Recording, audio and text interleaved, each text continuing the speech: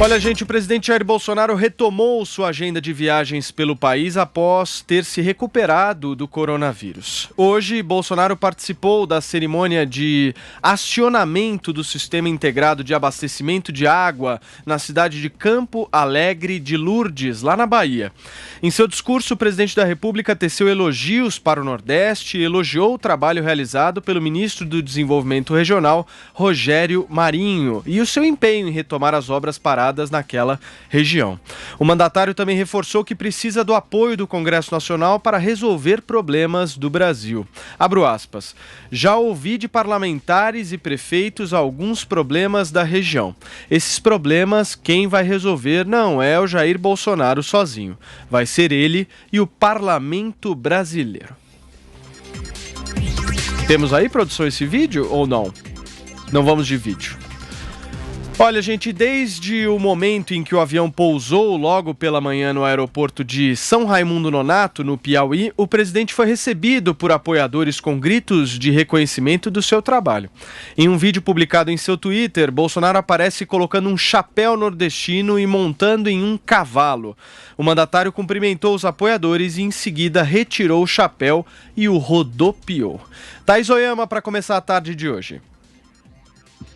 Pois é, Paulo, a gente não pode dizer que o Bolsonaro um dia saiu do palanque, desde que ele chegou ao poder, né? Ele esteve sempre no palanque, mas talvez o dia de hoje a gente possa considerar o marco zero da campanha do presidente à reeleição.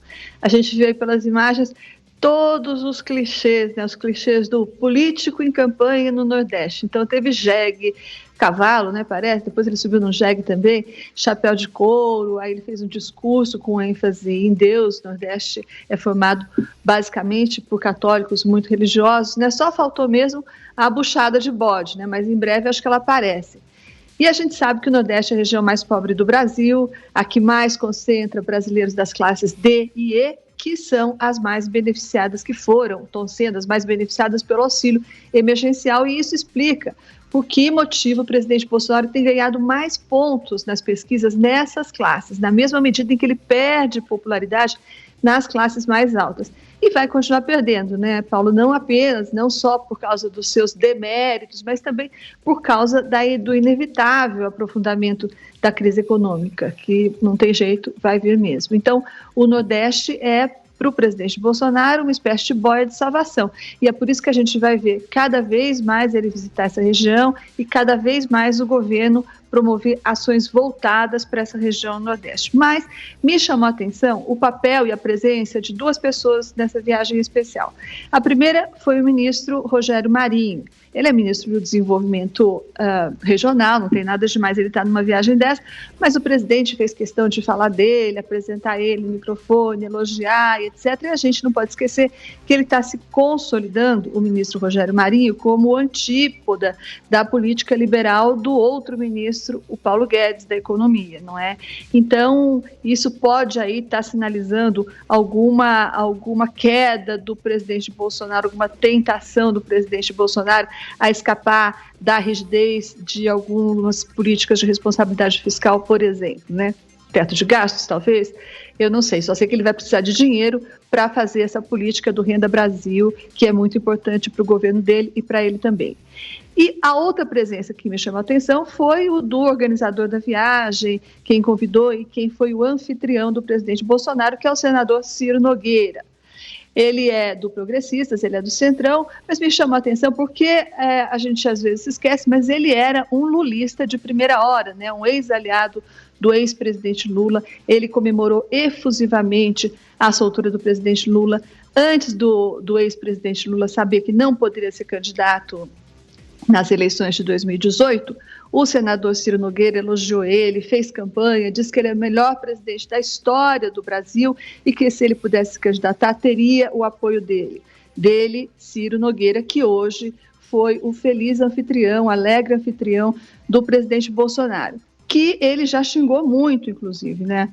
Ele xingou muito e nessa época, ele disse, inclusive, que o presidente Bolsonaro era fascista, preconceituoso, e não tinha capacidade de governar. O Bolsonaro nunca geriu nada. Foram essas palavras que ele, senador Ciro Nogueira, o feliz anfitrião, disse do presidente Bolsonaro há apenas 3 anos atrás. Então, num piscar de olhos, as pessoas passam de aliado a inimigo, de inimigo a aliado, é assim mesmo, né, Paulo? E o presidente Bolsonaro, por sua vez, mostrou mais uma vez que ele também, ele que se elegeu xingando, espinafrando, dizendo que ia acabar com a velha política, ele parece que acabou se adaptando muito bem a essa velha política. Azedo. Oi, Paulo, é uma cena típica da política brasileira, né? Aquela coisa que o Tom Jobim dizia, que o Brasil não é para principiantes. Aí nós estamos vendo a outra face do populismo, né? Você tem o populismo de esquerda e também tem o populismo de direita.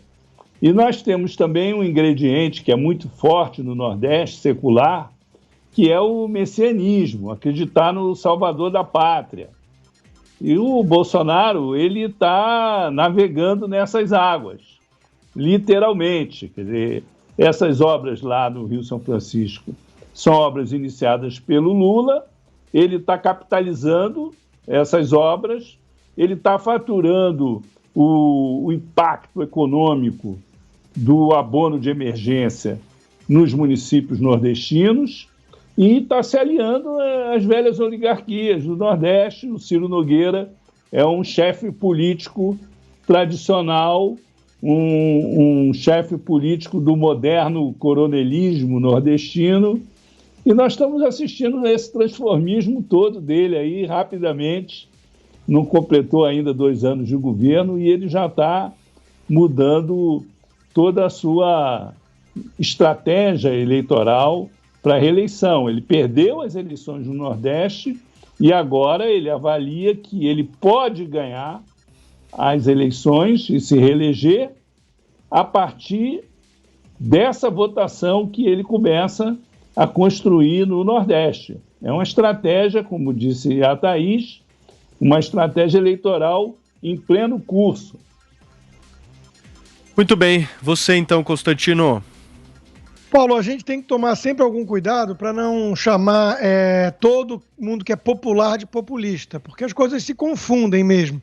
Mas para cair na definição de populista, eu acho que é fundamental você se vender de forma messiânica, como o salvador da pátria, com soluções mágicas e fáceis, normalmente por meio do Estado. Por isso que a figura do populista de direita é até um tanto estranha, né? Um populista que quer responsabilidade individual, liberdade, meritocracia, privatização, isso não combina muito. O Nordeste era um reduto lulista, era um reduto da esquerda em geral, porque sempre chafurdou e prosperou, né, em solo mais fértil para populismo, demagogia, que é ambiente de mais ignorância e mais miséria. Chama atenção, obviamente, o fato de que o presidente está popular ali, né, que ele perdeu nas eleições ali na região. Isso, obviamente, deve ter a ver com o auxílio que o governo está distribuindo. Agora, ele está entregando as obras, né? Ele está entregando as obras que os outros só prometiam e nunca entregavam, está fazendo isso com base num ministério bom, né? Tarcísio Gomes de Freitas, Rogério Marinho, que são figuras muito sérias e respeitadas, né? E além de estar entregando a obra, está fazendo isso sem escândalos de corrupção, pelo menos até aqui. Então isso também é uma novidade. É óbvio que ele está ameaçando ali o monopólio quase do seu arqui-adversário, né? do PT, para as próximas eleições. Então, de certa forma, é evidente que isso é um marco de campanha já. É difícil hoje em dia, não vou dizer que o Bolsonaro é alguma exclusividade nesse aspecto, é difícil hoje em dia um político que não sai do palanque, né? Quer dizer, é difícil um político que saia do palanque. É difícil um político não sair do palanque na era das redes sociais. É uma eleição contínua, né?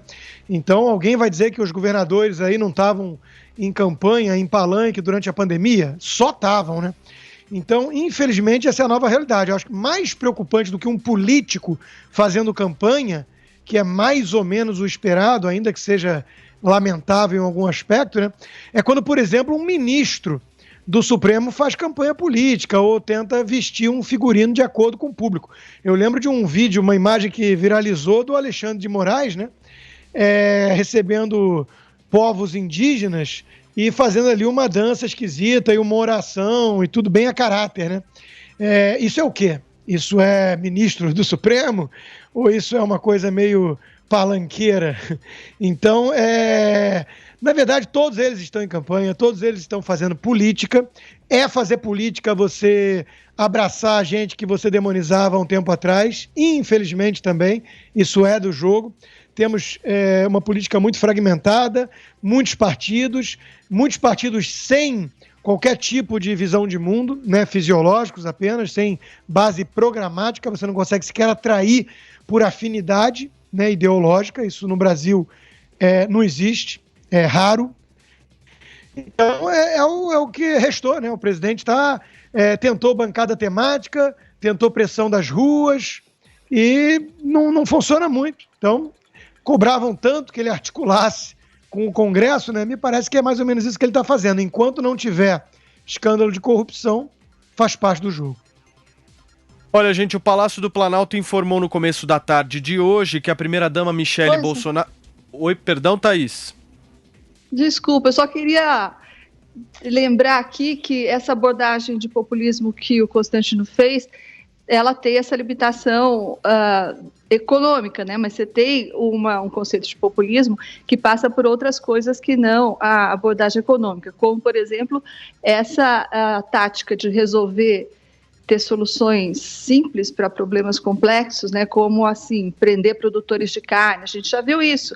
Então, tem um problema aí de falta de abastecimento de carne, você simplesmente prende os produtores de carne, como a gente já viu acontecer aqui, ou então congela os preços dos alimentos, isso também é uma característica do populismo, soluções simplórias para problemas complexos.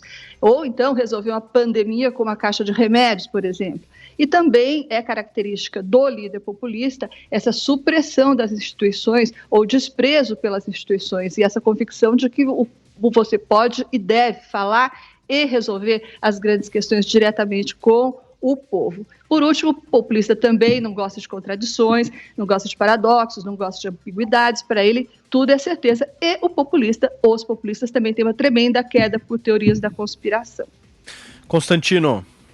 É verdade que o populista normalmente ele quer bypassar as instituições, mas no caso do desprezo por algumas instituições hoje, como o Congresso e o Supremo Tribunal Federal, aí eu discordo que é populismo, eu acho que é popular. É muito popular hoje em dia desprezar essas configurações atuais, tanto do Congresso quanto do Supremo Tribunal Federal. E quanto a soluções fáceis e mágicas, né? Hidroxicloroquina talvez seja uma, apesar de que defender um remédio com baixo risco e como uma esperança, e que é defendido por vários especialistas, vários médicos, né? Me parece apenas assim, um caminho natural. O mais esquisito é quem torceu contra o remédio, e isso existiu, é inegável. Mas aí eu configuraria como populista realmente a turma isolacionista radical, né? Essa turma foi populista. Fecha tudo, amanhã a gente pensa na economia, saúde, saúde, saúde, ciência, ciência, ciência. Se isso não é populismo, eu não sei mais o que é.